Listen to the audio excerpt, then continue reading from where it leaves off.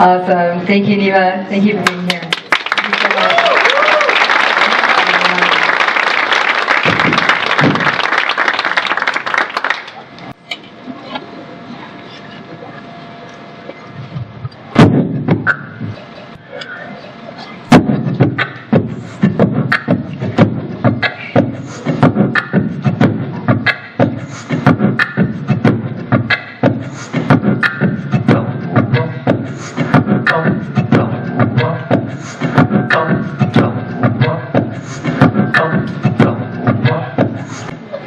Enamored by success from a very young age, till the Persian dream was my ultimate cage. A self-imposed prison seeking public admiration. It brought a lot of drama that began my devastation. The Beamer, the Rolex, the penthouse suite, the trophy wife with pedicures and hot kicks on her feet.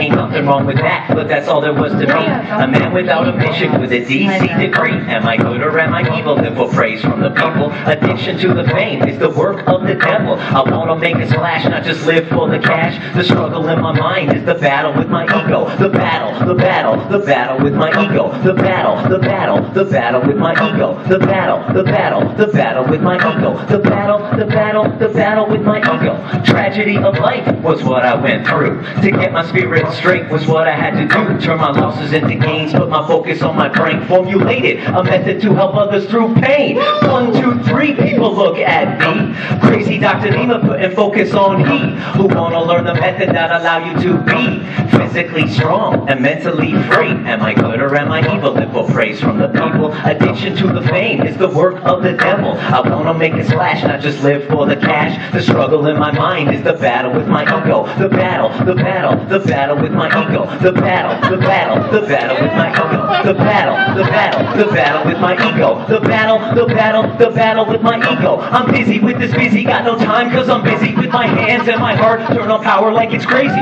Adjusting interference, letting an 8 do the clearance. Body, mind connection, back in balance with no hindrance. Am I good or am I evil? Live for praise from the people. Addiction to the fame is the work of the devil. I wanna make a splash, not just live for the cash. The struggle in my mind is the battle with my ego. The battle, the battle, the battle with my ego. The battle, the battle, the battle with my ego. The battle, the battle, the battle with my ego. The battle, the battle, the battle with my ego. A wicked man.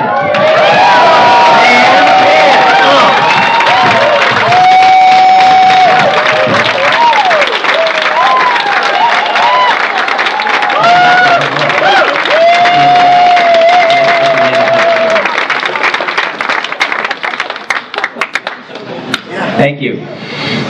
That was fun. That was amazing. That's all I wanted to come over and do. I'm done. Best speech ever. How does this work here? By the way, those of you guys, if you want to follow what's up going on, that's my Facebook page. If you want to like it, because I have low self-esteem and I need you to like me. My name's Dr. Nima Rahmany, and those are some fake Twitter. These are what I just realized. Chad was saying that there's a bunch of people impersonating me on Twitter, so make sure that you get the right handle there. So we're talking today about emotions. Now, why? When I was 13 years old, I had my first ever chiropractic adjustment. I got up off the table, and I knew that I wanted to be a chiropractor. I just was blown away by how I felt. And growing up as an immigrant from Iran, my parents didn't quite understand what the heck chiropractic was. So when I said, Mom, Dad, I want to be a chiropractor, my mom was like, why don't you want to be a real doctor? And I was like, but Mom, I mean, it's not just in medication. Healing just doesn't necessarily mean you take medication and then you heal. And so I had to go through this journey of wanting to, how many of you guys know what it's like to want something, but those closest to you are not supportive, or they are, that's what it was like. We were just talking about that in the break. So I went on this journey, and I thought, okay, my parents were like, we're not worried. I have a twin brother, and they were like, we're not worried about him. He wants to be a dentist. He's going to do fine. We're worried about you. We don't understand this chiropractic thing. So 6 years into my practice, I worked my tail off to be extremely successful. I started having these massive success within my practice, and it was a busy Saturday in my office, and my parents were visiting. And I was about to take them out to lunch after I was done my shift, and I said, Mom, Dad, just hang out here. So they would see patient after patient walking in and then walking out with a big smile on their face. And it was time to leave. And they were like, wow, I guess this really worked. Wow, who would have thought? So then one day, that day, as I was about to leave, in walks in this woman who completely changed my life. Her name was Gwen, and she had one arm around her husband, one arm with a cane, in tears with that anguished look on her face, and she was like, please, can you please help me? And I was about to leave for lunch, and I said, Mom, Dad, can you just have a seat? I'm just going to take one more patient. And Gwen had one of those stories of suffering. Gwen had one of those stories where she was extremely in a lot of pain. She was on 5 different pain medications. She had a list of problems. When I looked at her chart, she had a list of problems: anxiety, depression. She was taking like 7, 8 different medications for all sorts of health problems. But at that time, my mindset was only on, I'm just a back doctor. I just worry about people's spinal health, and that's about it. I did my own personal development journey because I had anxiety and depression as a teenager. I was bullied as a kid, so I was always interested in personal growth. I was always interested in that mind-body connection, but in my mind, I dreamed of one day putting it together. And at that time, I wasn't doing that. I was just basically in my practice. And so I turned to her and I said, listen, you got a lot going on here. And I said, how long have you been on these medications? She goes, oh, all my life, pretty much all my life. So she had excruciating low back pain that she had to basically use 2 canes. She was walking like this. She had shooting pain down the back of her leg. She couldn't sleep at night. What's that called, by the way, with the shoots? Sciatica, absolutely. So I said to her, I said, you know what? All I can do, I took x-rays of her. Her L5-S1 was completely compressed. And I told her, I said, there's not much what we can do with you. Not much we can do with what's wrong with you.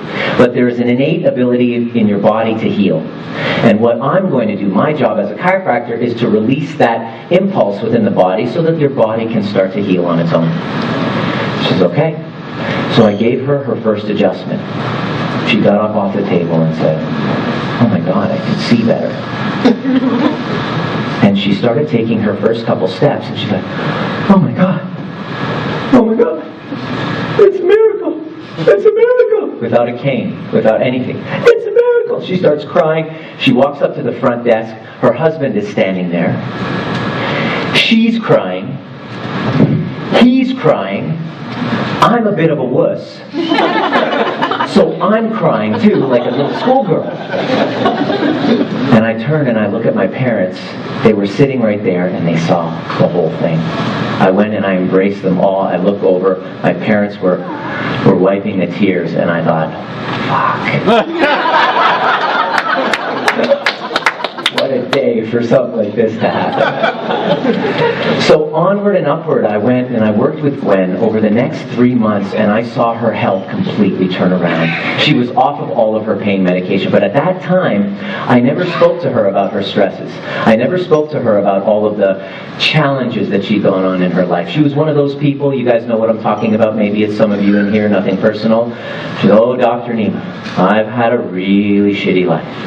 You don't know what I've been through. It's one of those stories of suffering. You guys know what I'm talking about? Yeah. Didn't even address it because I was just worried about the spine. 3 months in, she was off of all of her pain medication, off of her canes, and she was like walking, feeling better than she had in years. And she no-showed for an appointment one day. And we called her. I said, Gwen, where were you? And her husband answered the phone and said, unfortunately, Gwen died of a heart attack today. And it was at that moment when I decided that I'm no longer going to separate the two. No longer am I going to be one of those common doctors that you see that separates what's going on in the mind with what's happening in the body.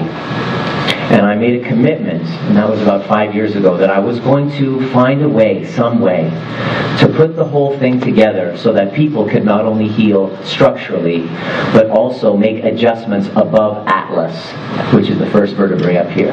The adjustments below atlas is which I was specializing in and I was trained for. But also do the one above, because let's face it, every single person here, we all know we're a conscious, seeking individual awakening. We're on this journey of awakening. We all know that you can't fully heal unless we transform that story. Healing means to make whole. The definition of healing means to make whole.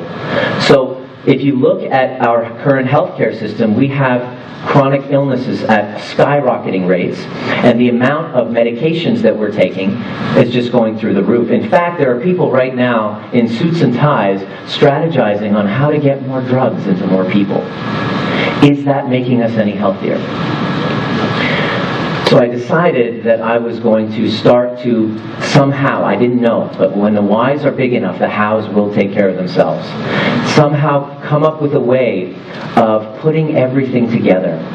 And I started this journey of personal development that I just decided to just go all in with, invest everything into my own mind development so that I could make some sense of it just for my own life, going through entrepreneurial anxiety, bullying as a kid, all of that story. I learned to transform myself. I learned from the masters, as Darren was mentioning earlier, Dr. John DeMartini. I became one of his disciples for the past 10 years, and I started working closely with him and discovered that there are some inefficiencies in there that I could help correct. And I tweaked those methods and learned from Byron Katie, learned from Andrew Bernstein, learned from everybody that I could for my own sake, and I discovered that I could come up with my own method. So a couple of years ago, I started testing it with my clients. And I said, all right, as you're coming in for your structural stuff, I'm going to get you to come for a weekend workshop, and you're going to learn how to cope with the stresses, because let's face it, 75 to 90% of the reason why you went to the doctor over the past year, stress was the underlying trigger. And I was becoming increasingly frustrated that what we keep saying is, oh, it's stress, just stress management, and we pay it lip service, but we don't give an actual method, a tool, so that we can take a look at our stresses and transform them ourselves. We have this reliance on other people, but what if we could learn ourselves how to change the story? Would that be interesting to learn? So I started doing it at my office. Weekends would come and people would transform, and they would come to the office back for their adjustments, and their tension would be gone. Their care plans with chiropractic would start to accelerate, and I thought, holy crap, this is so much fun. And I started noticing that I became more enthusiastic and excited about those weekend workshops than I was about coming to work on Monday morning. So I created this overview method. Why do I call it overview? Overview is simply, I want you to imagine, think of a time where you have gone away on a trip. Okay? Think of when you went away on a trip, like to Europe or a far land. What happened when you came back? Anyone? Shock. Can you see that when you go away on a trip, there's a transformation in your perception when you come back? Imagine leaving the planet. Astronauts, when they would leave the planet and they saw the world in its entirety, they came back changed people. They came back transformed. That is called the overview effect.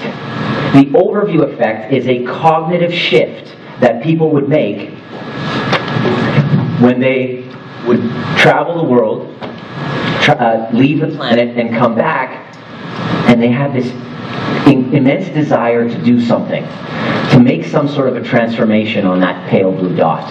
So I want you to do that for a moment. I want you to look back on the planet, looking down. Before you do that, I'm going to get you to answer this one question. Before we do that, hold that thought. What is stressing you out the most? Think about it. There's money, there's life experiences. I know Paul was very open earlier. He was talking about his challenges. What's stressing you out the most? Anyone? Yes? The destruction of the world environment. Destruction of the world environment, okay. Great. Kids, yeah. Daddy Blogger here just had his a couple weeks ago. Yeah, and 9 years old today. 9 days old today, third one. He's got some stress going on. All right, what else? Money. Ooh, money stress. Oh, I thought you were going to say something. Money, kids, teenagers. Work. Fitting in. Fitting in. Perfect. Okay, good. Yeah? My Asian mother. My Asian mother. Yeah. I get it. Not living up to my full potential. Okay, thank you, Shaq. All right. So here's what I want you to do. I want you to look up from overview. Go from Mars or the moon and look down at yourself. You have just now, don't look at yourself in the Grand Ballroom, Masonic Temple, Vancouver, BC. I want you to go up into the atmosphere and look down at yourselves from the moon's perspective. You have just entered overview consciousness. So we're going to refer back to that constantly. Now, some of you guys, if you grabbed it when you walked in, you have these little cards. You guys, it's like a blue. I want you to grab them. If you don't have them, just ask Amanda right here, put your hand up. And yeah, make sure Amanda gives it to you. I want you to take a pen and write down what's stressing you out the most. So we had some amazing speakers today. Thank you, Sonali, for inviting me. Darren, you were amazing. Suki, super duper awesome. Yeah, so make sure you put your hand up. And I want you to write down, or if you don't have a pen, then grab your phone and write these down. Okay? So what is stressing you out the most? So somebody said money, kid, not living to my full potential, fitting in. What's stressing you out the most? Okay? You got those cards. Good. So this is a participation one. I know I've created this workshop called the Overview Experience, and I'm trying to condense 2 days into 30 minutes. So bear with me, I'm going to do the very best I can. The overview method is very much the same way. You have left the world looking down at yourself from an overview consciousness, and you're going to ask yourself a series of questions which gets you to dissect your beliefs about the stress that you're going through. So the stress, I hope you've written it down. You guys have all written it down. And let's explore a little bit. What is stress? What's stress? Something that you don't feel in control of. Something that you don't feel in control of. It is a biological response to a perceived threat. Okay? Pardon me, who said that? Cortisol. Adrenaline and cortisol are two of many stress hormones that course through your body. Your nervous system perceives a threat. Our biological senses, primitive senses in our brainstem, our hypothalamus, activates the stress response. It's like the tiger attack. And the adrenaline and cortisol start to make changes in our bodies, increasing the heart rate, our digestive system shuts down, all of these types of things, these responses that actually push our body into adaptation towards illness and disease. See, we have been designed magnificently to respond to short-term stress. If a zebra was being chased down by a tiger in the Serengeti, when he survives the tiger attack, he shakes it all off, and then he goes back to grazing. But what happens if you are chased down by a tiger?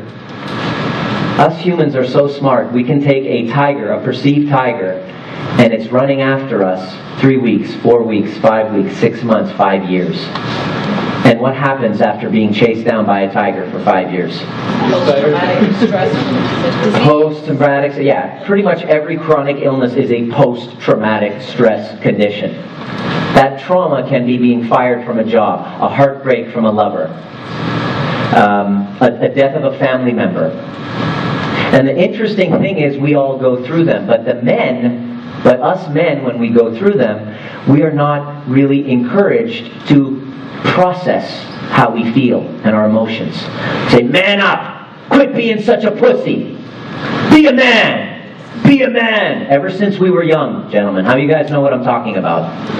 And we're just supposed to what? Bury those feelings down. And guess what? This chronic tiger attack starts to gnaw and eat away at our nervous system, our digestive system, and we start getting all these conditions because we haven't yet learned how to process those emotions. It pissed me off enough, because I saw it in my office, that I decided I can't sit silent anymore and rot in an office in Maple Ridge. I need to actually do something about it. So what I discovered was stress is tied to most illnesses. You name it. Chronic illness, heart disease, it's all a post-traumatic, from a trauma, a story from the past, like when. So here's what I discovered, and when I discovered this, I needed to leave the office. Stress cannot happen unless we have a reality that we're comparing to what we think it should be, i.e. fantasy or delusion. In other words, you can't have stress, current shitty reality, that you're comparing to what you think it should be. In other words, you can't have stress unless there is a should or a delusion. So I'm going to share that with you, and I want you guys to follow along and write down in the space provided in the back. So I'm going to show you pictures of this book called, from this book called Reasons Why My Kid is Crying. Ricky, you're going to be able to relate to this one. Reasons Why My Kid is Crying. So this genius sees a child, their child, all of a sudden has a meltdown, takes a photograph, and then writes down why they're crying. So I want you to laugh along with it, but realize this child is under distress. So I want you to play the game what I teach in the workshops. It's called Spot the Delusion. Okay? So the reality is happening, that sucks, but we think it should be something else. So let's see what the should is here. So this kid, you can see, it says the dog was in the way while he was trying to push the chair. What's the delusion? Where's the should there? The dog should not be there. Yeah. Should move. I should be able to push the chair. Now, as long as he holds on to that belief, which goes against his reality, he's going to experience distress. So what do? If you have a money problem, the money doesn't have the ability to stress you out. The belief that I should have more money at this time is the stressful belief that creates the internal response. If you want to change your financial situation, just like this kid wants to move that chair, he's got to remove that delusion. He has to see that at this time, he shouldn't be able to move the chair. But if he would like to move the chair, he's got to be grounded in reality and say, all right, so would you like to move the chair? Yes? Okay, so wake up the dog, then you can push the chair. But without being grounded in reality, he has a delusion, and that prolongs his stress, and the chances of him changing things, because he's sweeping and wailing and gnashing his teeth, are slim to none. Does that make sense? Are you following? Okay? Next one. This is from my niece. My brother sends me a photograph of his daughter crying, and then texts me and says why she was crying. She wanted more gummy bear vitamins. She had already had too many. What is her delusion? There's a should there. I should have more gummy bear vitamins. I should have as many vitamins as I want. Okay? This next one here. This is another one that he sent me. Spot the delusion. Where is it? I should have as many popsicles as I want. Now, we should have more popsicles. Now, if we are going to solve this riddle, we have to first remove the delusion. Lula, there's only 10 popsicles in a box. You finished them all. Oh, okay. So you have to first show her that we shouldn't have more popsicles at this time. So once you remove that, we now have action steps we can take. Want to go to the store? We can get some more. Does that make sense, you guys? So I want you to look at your stress, and I want you to write down in the space underneath it, what is the delusion that's promoting your stress? This is what we do in the workshops. We dissect everything that you're going through, and we trace it back to its beliefs and interpretations. It's the most interesting thing that you can think of. Okay? Good, so write that down. Does anyone want to share? Who's brave? Yes, sir. Hi, everyone. My name's Thomas. What up, Tom? Thomas. Thank you, sir. So what's stressing me out is I have a broken relationship with some of my family members, and my delusion is that all of my family relationships should be loving and caring and wonderful. At this time. Thank you. Thank you very much, Thomas. Now here's the key component. Thank you so much. So, why did I say that? Let's write this. Make sure you finish that part with "at this time." Okay? So Thomas's stress is broken down relationships with family members. His delusion is we should all be harmonious. Okay? So long as he has the belief that's going against reality, he doesn't have an ability to do something about it. Okay? How many of you guys have ever had somebody get angry with you? If you are watching somebody get angry with you and you have the belief that they shouldn't be angry with me at this time, are you going to be able to neutralize the situation? No. What do? You react instead of inspired action. It's very, very subtle, very distinct. The three words, "at this time," is probably the most stress-relieving words that you can think of. If Thomas puts that word "at this time" in, what does that mean? Absolutely. If he says, "Oh, we should have this," and we should have harmonious relationships, what makes sense? But when Thomas puts in the words "at this time," it denotes that the future hasn't been written yet. But the past already has. And the past has determined, because of different values, because of lack of communication, because of shared past, shared history, unspoken, unresolved conflict, that at this time, we don't have harmonious relationships. However, at this time, things can transform. At this time is a very, very important thing that we put into the overview method. It really is powerful. And I want you to make a mental note to constantly put the words in "at this time," because it denotes that you have the power to transform it moving forward. Yes? Makes sense? Are you with me, folks? Yes. Has this been useful so far? Yes. Two of you? Yes. This is one of my favorites. This denotes the truth of the fact that it's not what's happening to you, but your perception of what's happening to you that denotes the stress. Now, take a look. What is his delusion?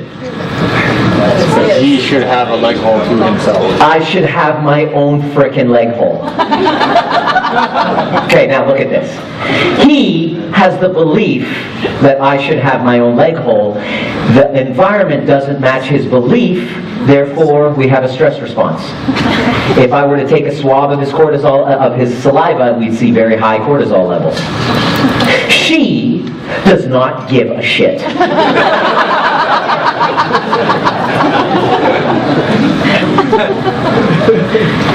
Exactly the same environment, completely different beliefs, completely different outcomes.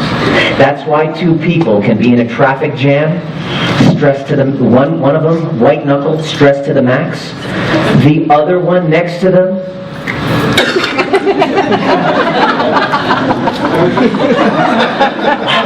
it's the same effing traffic jam. What the hell's going on here? It's all about our beliefs. Our beliefs can change our biology. How many here read Bruce Lipton?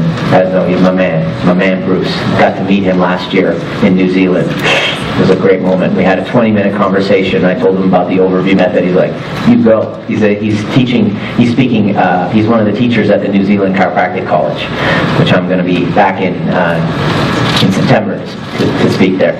Does that make sense, guys? Yeah. So take a look at the stress that's going on in your life. The craziest part of this is this. Our bodies are magnificently designed for short-term stress. If we allow that tiger attack to prolong, our bodies eventually go into exhaustion, our minds start to fall apart, we lose our sanity, it affects our relationships, our finances turn to shit. Now, how many of us, quite honestly, if you can look, over the past 6 months, can you say that you've been living with a tiger chasing after you? Thank you for being honest. I hope that this is our awakening, a collective awakening. Not just men, but the women here too. And if you had the wrong part of the nervous system working, then hopefully today can be the wake-up call for transformation. Because I've been sitting in an office feeling stressed that more people aren't getting this information out and their past traumas and dramas are taking over. Would you like to learn the process that we can dissect that? Would you like to learn? Yeah. Okay. Now, the best I can do in half an hour. I'd love for you guys to come and join, and if you're inspired to delve deeper into this, I'll tell you a little bit more about it afterwards. But here's the process of what we do. It's about dissecting this stress. First of all, can you tell I'm stoked about this stuff?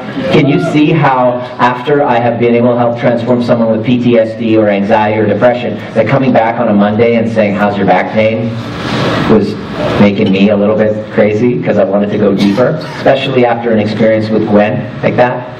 So what we're going to do is every stress that you're going through, and Darren brought it up earlier. I was like, yes, thank you. Suki touched upon it. I was like, yes, oh my God. We have a conscious awakening happening. This is, the craziest part here is this. The fact that we're having this conversation is huge. Because I've been wanting to do this for years. I've been saying it for years, but I've been feeling like I've been getting resistance from people. Just crack me and I don't really want to talk about it. Clients come into me going through divorce, going through challenges. I'm like, listen, there's some changes to perceptions that are going on. There's some interpretations that need to be looked at. No, I just fix my neck. And I'm like, argh! And so this is me coping with my stress, me standing here with you guys today. If I didn't, I'd just go through the roof. This is my catharsis. I'm like, finally, a group of like-minded individuals who get it.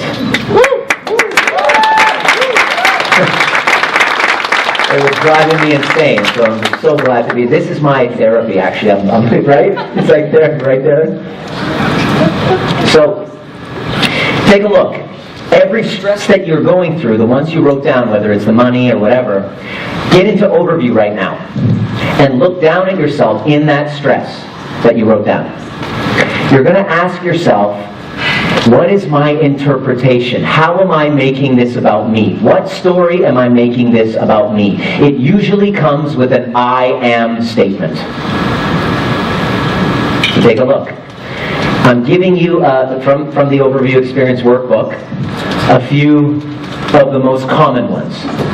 I am not good enough. I am not enough. I am not worthy of love. I am a bad person. I am weak. I am stupid.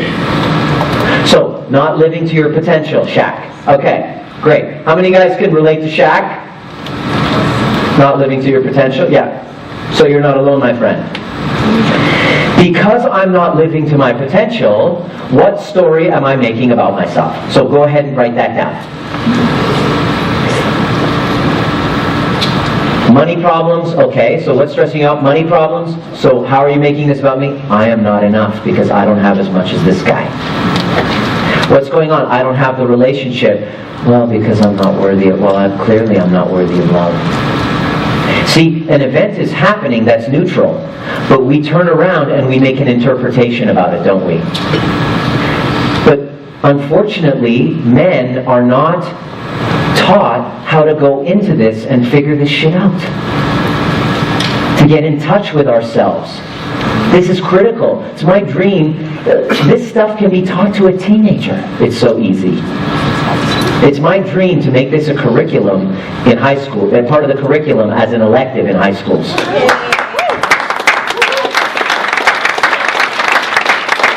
So I created it in such a way where a teenager can understand. The youngest, when I was in Detroit on my world tour last year, a 12-year-old attended my workshop, and he got it faster than anyone. I said, so how are you making this about you, Isaac? He's like, it's because I'm not good enough. Great, write that down.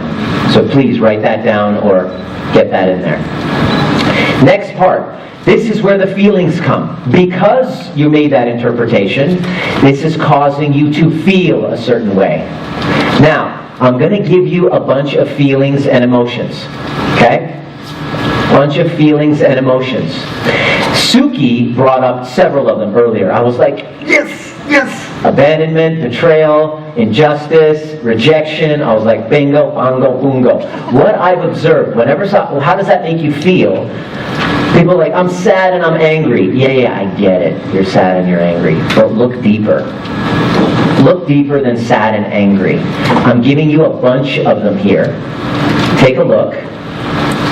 And I want you to write down the feelings. And here's the key. I want you to sit and connect with them. And you want to ask the question, where do I feel them? See, we are so freaking in our heads, we've become disconnected from our bodies. And our past traumas and dramas are exactly the same way. And they're so freaking painful that we have just disconnected, and now we've repressed them, and then wonder, why do I have anxiety? Why do I have depression? And I just take medication for it. And we're not actually getting to the cause. And we're not even taught how to connect with those feelings because we're so disconnected. And then we rage. And then we start behaving in all these funky different ways, and we're unconscious of them. But it all comes back to running away from these.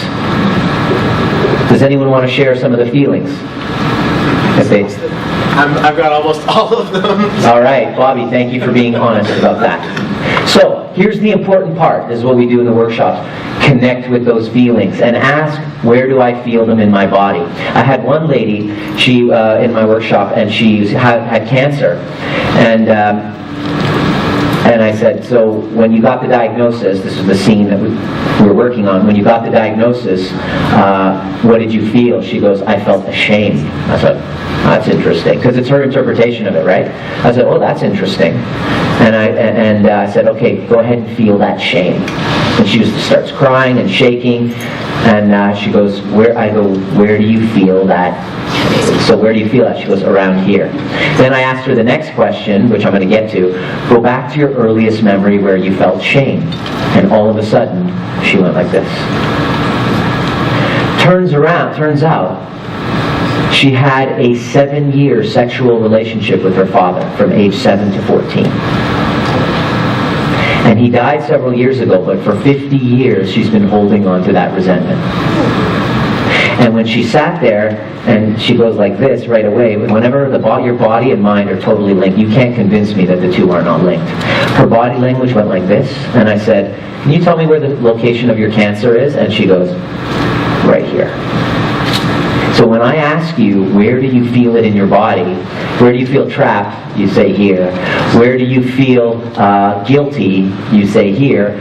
I look at the medical history, and they're like, thyroid issue, digestive issue, and it's trapped frickin' emotions. And I'm adjusting people and watching them deteriorate if I don't give them this information. So this is life-changing work that nobody ever taught us. Nobody taught me that how to access that and how to access gratitude.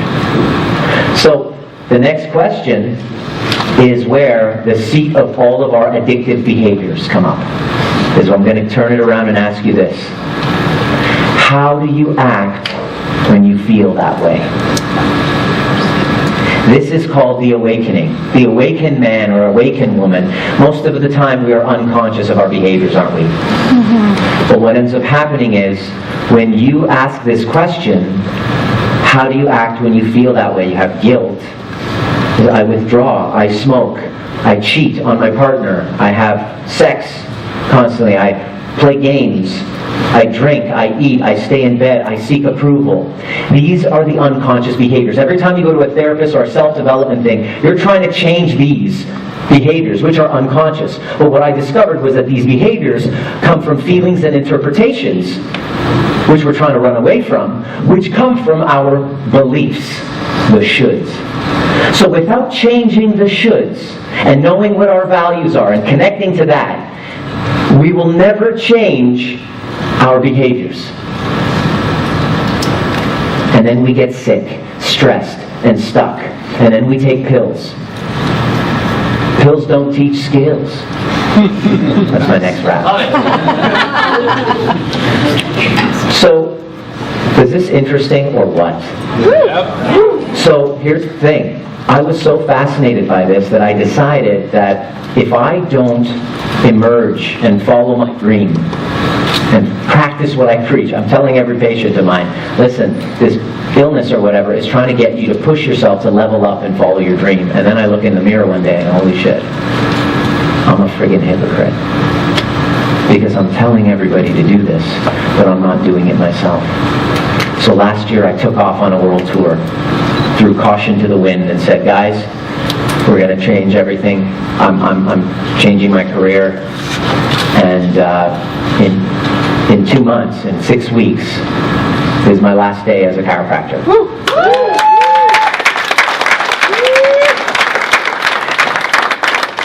It's scary. Because this has been my identity. It's what I've loved ever since that first adjustment since I was 13. But because of experiences like that one I had with Gwen, because of the transformations that I get to see each and every weekend that I do these workshops, I knew that I had to move forward. Now here's the most important part. Why is this work so important? Where do these feelings and interpretations originate from? Suki touched upon it earlier. From our past perceived traumas. From the rejection in high school, from the being bullied as a kid, from the sexual abuse, from the abandonment. And as Suki said, the pattern stays with you. So if you have the belief that I'm not a good person, you are going to keep running that pattern and creating events in your life that mirror that belief. But nowhere do we learn how to transform that belief. So what you do is, here's the next question in the overview method that asks, go back to your earliest memory where you felt or interpreted that. This is when people's tears start to come out. My father abandoned us when I was 5. My mother died at so-and-so age, and they haven't yet learned how to resolve it. So the process that I teach gets you back to those old stories and teaches you how to change the story within yourself. And it's reproducible.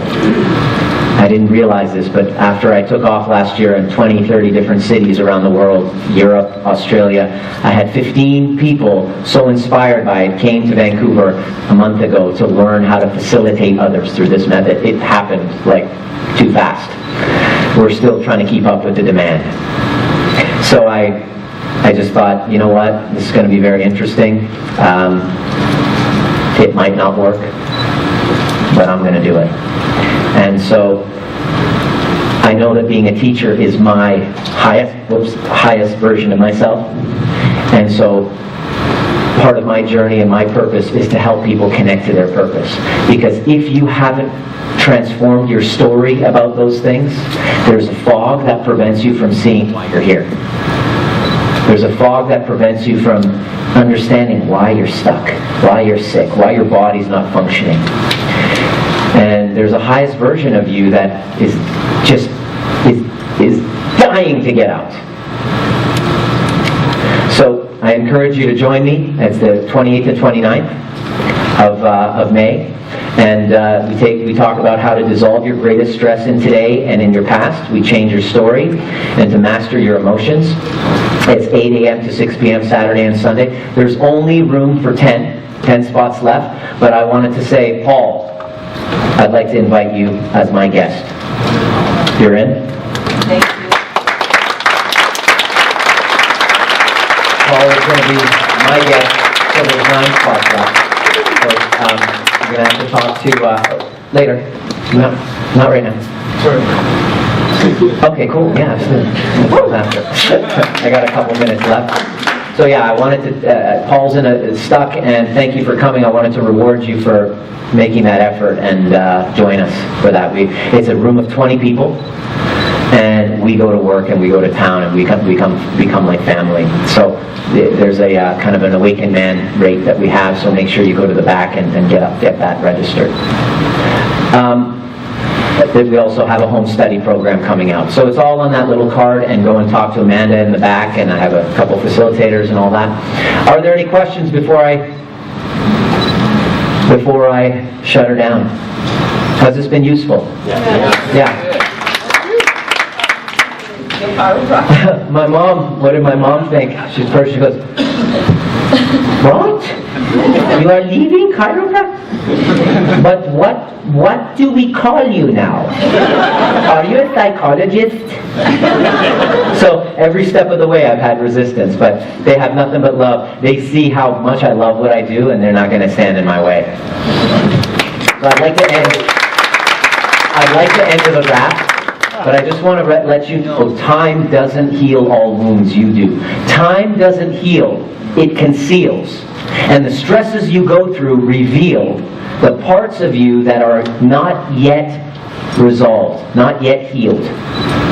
There is a way to go there, and it doesn't take 20, 30 years of counseling and therapy. You go in there, you clear it out, and you level up to your next shit sandwich. Because it's always one level after another. Right? And I wanted to leave you with this picture. It's a photograph, 4 or 5 years ago, the Curiosity rover landed on Mars. And it turned around and took a picture of the sky, and that is us.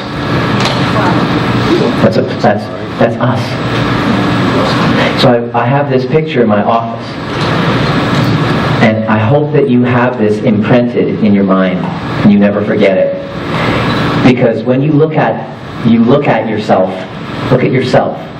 from this perspective, from this overview perspective, and realize that when I see that, I realize how small my problems are.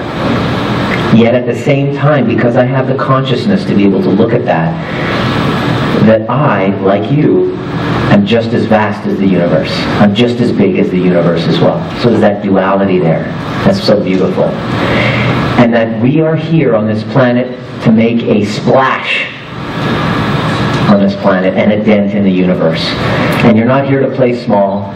And the fact that you have a past and you've had shit happen to you, you're not alone. And that there is a way to transform it so that you can level up and forget what the hell is stopping you and complete all of your inadequacies, because there's a planet here that needs you. And the only way that you can serve them is to be able to first rescue yourself, clear out your traumas and dramas and victimhood, and get to that next level so that you can then reach out and bring somebody else up. And there's nothing more fulfilling than that. So I'd like to leave you with this last song. And you guys can get up and dance if you want.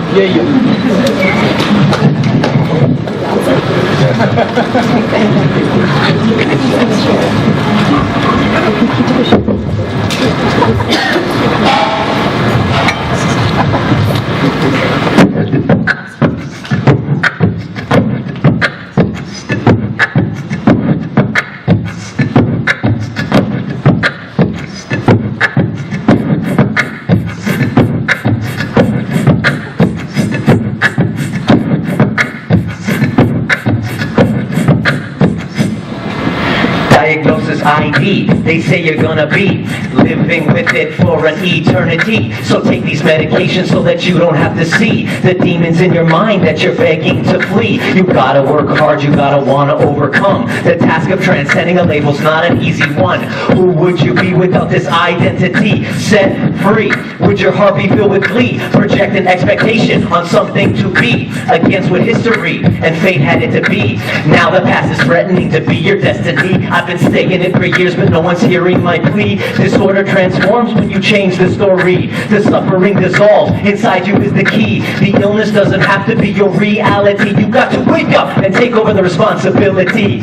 Pills don't teach skills. You gotta look inside if you wanna find the answer to your ills. Pills don't teach skills. Covering the truth in exchange for your dollar bills. I said pills don't teach skills. You gotta look inside if you wanna find the answer to your ills. Pills don't teach skills. Covering the truth in exchange for your dollar bills. When they tell you let it go, you can try with all your might. The problem's that your nervous system's still in fight or flight. The stress ain't gone, it's still in plain sight. You gotta find a way to turn around the fight. My name is Dr. Nima, adjusting spines is my game. Now I'm spitting lyrics, to me it's all the same. Correcting your structure, improving what you eat. Dissolving your stress by adjusting your beliefs. I wasn't born a rapper, but I'm a rapper at heart. It connects me to my young and my playful part. I just turned 40, is that too late to start? What I'm lacking in my rap technique, I make up for with heart. The dancing, the rhymes, healing spines and minds. Combining everything you love makes you feel fine. So don't hold back if there's a song you need to sing. And dance like you don't care who's watching. I said pills don't teach skills. Pills don't teach skills. Covering the truth in exchange for your dollar bill. I said pills don't teach skills. You gotta look inside if you wanna find the answer to your ills. Pills don't teach skills. Covering the truth in exchange for your dollar bill.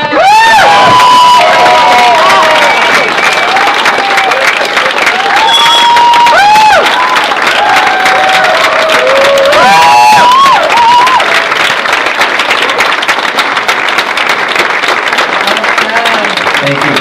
Thank you all for being here. Ladies and gentlemen, please give it up for Nima.